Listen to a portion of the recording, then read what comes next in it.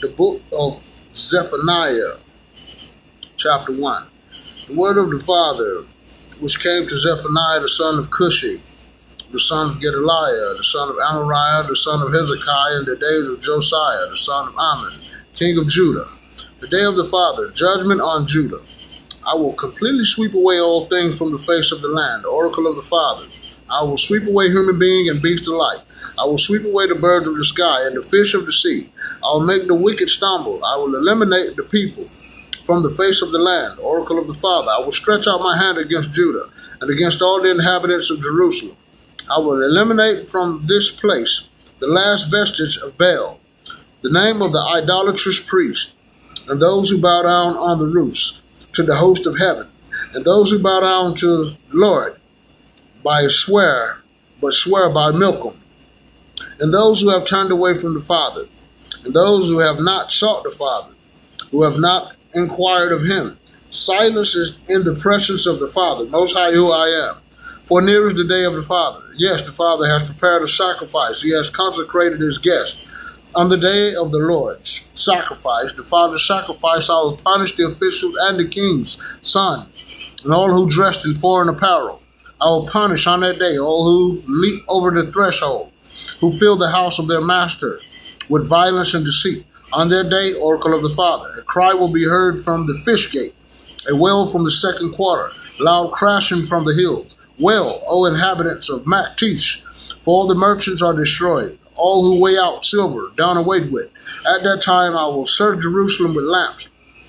I will punish the people who settle like dregs in wine, who say in their hearts, the Father will do no good, nor will he do harm. Their wealth shall be given to plunder, and their houses to devastation. They will build houses, but not dwell in them. They will plant vineyards, but not drink their wine. Near is the day, the great day of the Father, near and very swiftly coming. The sound of the day of the Father, piercing. There are warrior shrieks. A day of wrath is that day, a day of distress and anguish, a day of ruin and desolation, a day of darkness and gloom, a day of thick black clouds, a day of trumpet blast and battle cry against fortified cities and against lofty battlements. I will hem the people in till they walk like the blind, because they have sinned against the Father. And their blood shall be poured out like dust, and their bowels like dung. Neither their silver nor their gold will be able to save them. On the day of the Father's wrath, in the fire of his passion, all the earth will be consumed. For he will make an end, yes, a sudden end, of all who live on the earth. Chapter 2.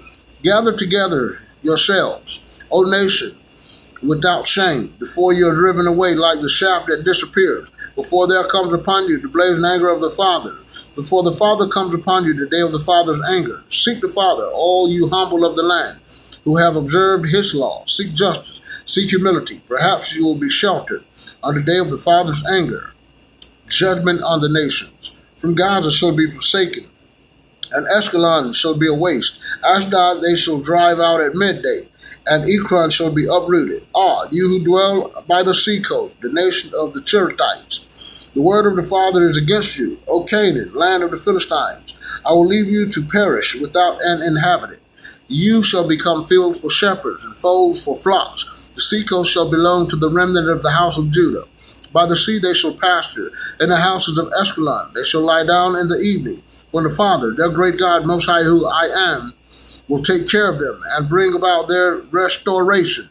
I have heard the taunts uttered by Moab and the insults of the Ammonites, when they taunted my people and made boast against their territory. Therefore, as I live, oracle of the Lord of hosts, Most High, who I am, the God of Israel, one and only true living creator of all creatures, Moab shall become like Sodom, the Ammonites like Gomorrah, a field of weeds, a salt pit, a waste forever. The remnant of my people shall plunder them. The survivors of my nation dispossess them.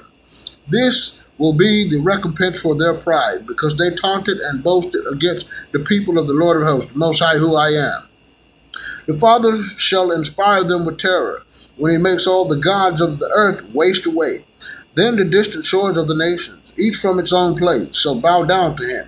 You too, O Cushites, shall be slain by the sword of the Father. He will stretch out his hand against the north,